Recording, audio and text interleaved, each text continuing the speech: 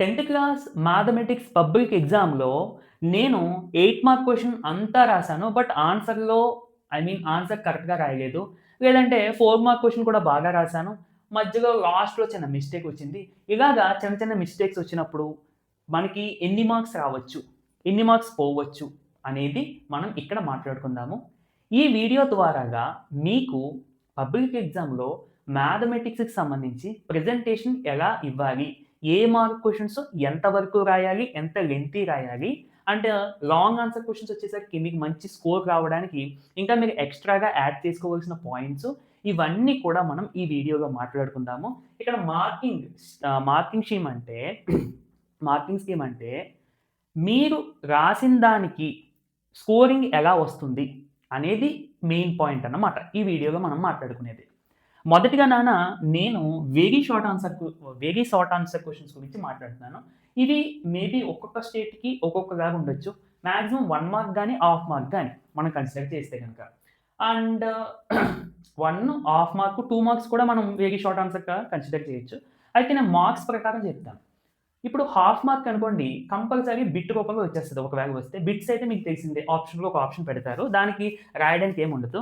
But 1 mark question వస్తే గనక తప్పనిసరిగా ఒక్క ఆన్సర్ రాయండి. ఒక్క వాలిడ్ ఆన్సర్ రాస్తే చాలు. ఇక మీరు స్టెప్స్ అయ్యి వేయాల్సిన పని లేదు. ఆఫ్‌కోర్స్ సింప్లిఫికేషన్స్ అవి ఉంటే చెయ్యండి.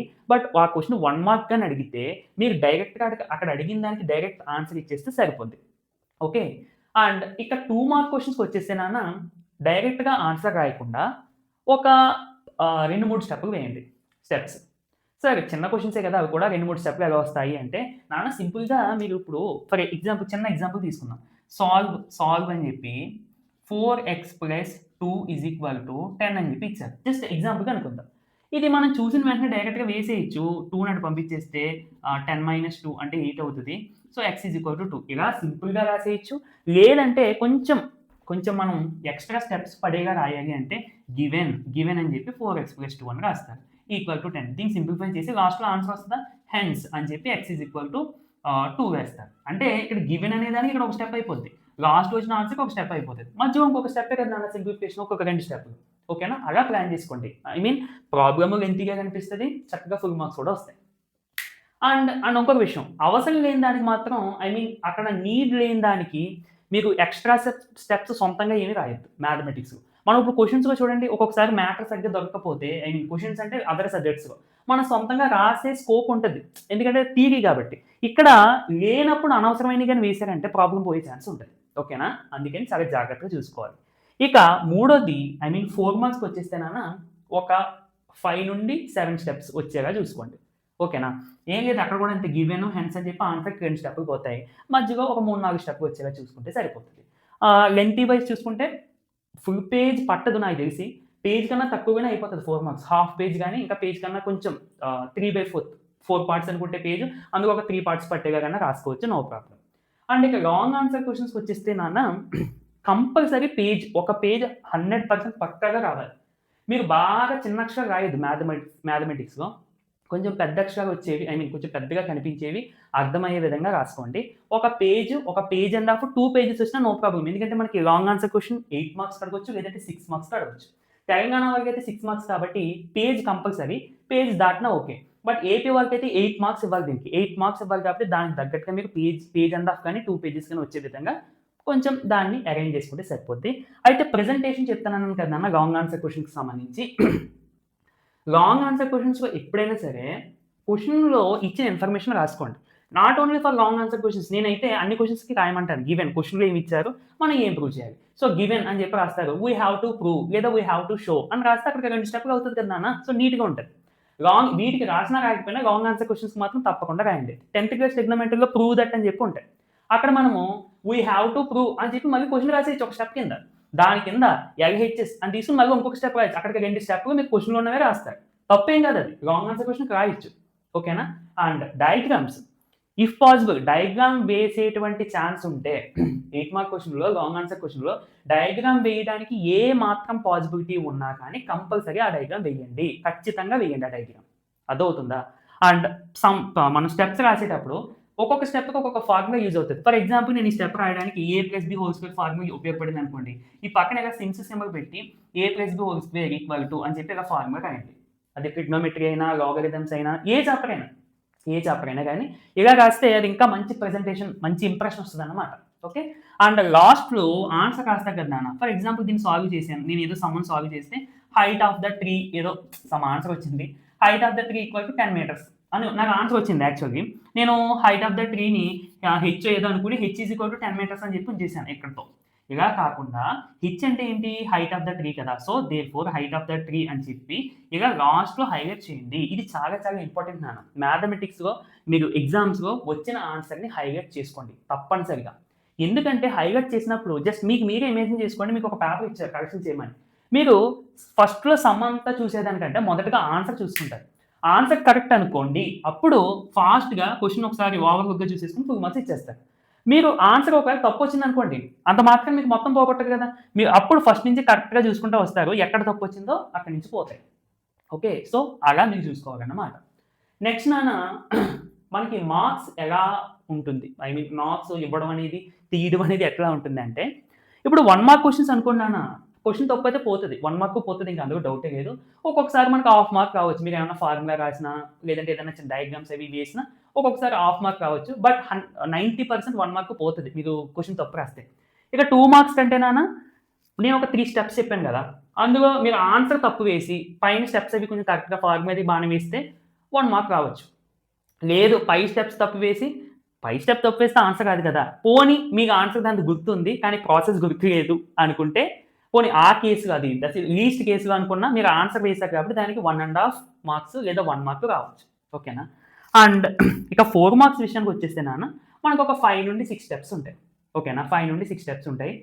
సో, ప్రతీదీ చూసుకుంటారు నాన్న. అంటే మీకిది ఎలా ఉంటదంటే ప్యాటర్న్ డైరెక్ట్‌గా చెప్పాలి అంటే, ఇప్పుడు సమ్ము 1, 2, 3, 4, 5, 6 ఇదొక 7 స్టెప్స్ సమ్ అని అనుకుందాం ఎగ్జాంపుల్‌కి.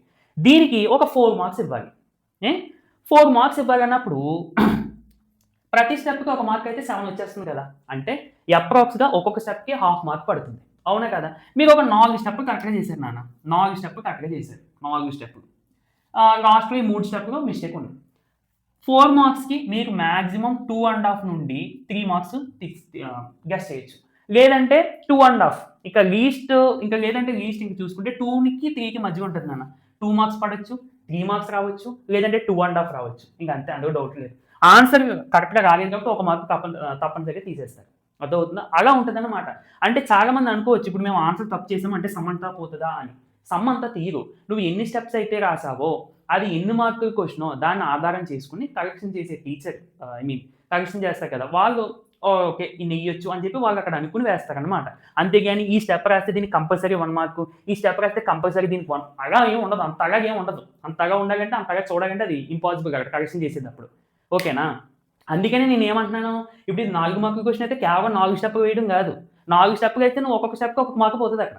అందుకే నువ్వు కొన్ని ఎక్కువ స్టెప్పులు కొంచెం ఎలాబొరేట్ చేసి కొంచెం ప్రెజెంటేషన్ బాగా ఇచ్చావనుకో ఫార్ములాస్ అది రాసి, ఒక్కొక్కసారి చిన్న చిన్న తప్పులున్నా గానీ అంత గమ్మున మార్క్స్ పోవు. అది. సో, నేను ముందు ఆలోచించి చెప్పాననమాట మీకు. నెక్స్ట్ నాన్న ఇంక 8 మార్క్స్‌కైనా లాంగ్ ఆన్సర్ క్వెషన్స్‌కైనా అంతే. అండ్ మరొకటి.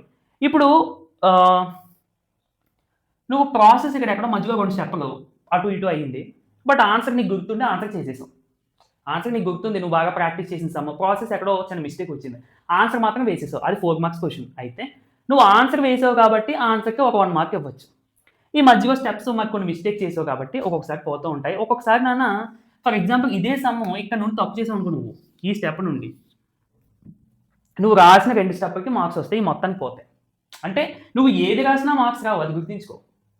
ఓకే. అక్కడికి సిట్యుయేషన్ తగ్గట్టుగా, ప్రాబ్లమ్‌కి తగ్గట్టుగా, ప్రాబ్లమ్‌కున్న మార్క్స్‌కి తగ్గట్టుగా నీకు ఫైనలైజ్ అవుతది. అంతేగాని నువ్వు ఏది రాసినా అక్కడ నేను ఇన్ని స్టెప్పులు రాసాను కదా! నాకు మార్క్స్ ఎందుకు రాలేదంటే కుదరదక్కడ.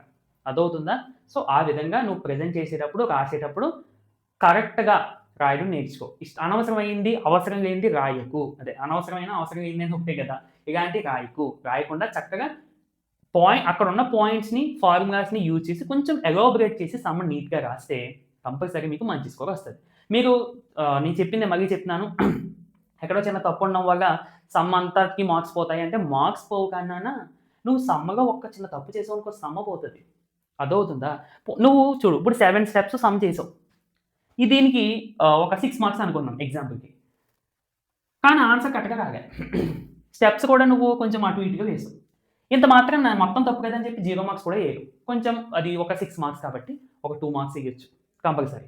లేదా ఒక 1 మార్క్ ఎయొచ్చు. లేదంటే ఒక 3 మార్క్స్ కూడా ఎసే ఛాన్స్ ఉంటుంది. అర్థమవుతుందా? కాబట్టి మీరు కంగారు పడిపోయి నేనిక్కడ చిన్న తప్పు చేశాను సమంత పోతదేమో, ఆన్సర్‌లో లాస్ట్ తప్పు చేశాను సమంత పోతదేమో, లాస్ట్ వరకు కరెక్ట్‌గా చేసేసి ఆన్సర్ ఒకటి తప్పేసారనుకోండి అనుకోండి. మాక్సిమం 1 మార్క్ గాని, హాఫ్ మార్క్ గాని పోతది. అంతే. అంతకు మించి మీకు భయపడవలసిన పని లేదు. అందుకని చేసేటప్పుడే కొంచెం జాగ్రత్తగా ఆలోచించేసి సరిపోద్ది కదా! అవునా? సో, ఇవన్నీ కూడా మీకు ముందే తెలియాలి నాన్న. ఎగ్జామ్స్ ముందు ఇవన్నీ ఎందుకు చెప్తున్నాము అంటే, ఇవన్నీ మీకు తెలియాలి. అలాగే మన యూట్యూబ్ ఛానెల్‌లో ప్రీవియస్ పేపర్ సాల్వింగ్ సెషన్స్ ఇవన్నీ కూడా జరుగుతూ ఉంటున్నాయి. రికార్డెడ్ వీడియోస్‌లో కూడా మీకు మంచి మంచి వీడియోస్ వస్తూ ఉంటున్నాయి రోజు కూడా. అలాగే మన లైవ్ సాల్వింగ్ సెషన్స్ నేను ప్రతిరోజు ఈవినింగ్ లైవ్ ఉంటున్నది. అందులో ఒక్కొక్క చాప్టర్‌కి సంబంధించి 1 మార్క్స్, 2 మార్క్స్ ఒక్కొక్కసారి ప్రీవియస్ పేపర్ మొత్తం సాల్వింగ్ సెషన్స్ ఉంటాయి. ఇవన్నీ కూడా తప్పకుండా మీరు ఫాలో అవ్వాలి. అప్పుడు మీకు మ్యాథమెటిక్స్ మీద ఉన్న భయం పోతది.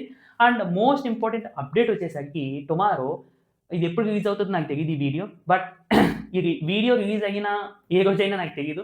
కానీ మన ఛానెల్‌లో కంప్లీట్ మ్యాథ్స్ వీడియో అని చెప్పి ఒక వీడియో ఉంది. ఆ వీడియో తప్పనిసరిగా మీకు అందరికీ కూడా యూజ్ అవుతది.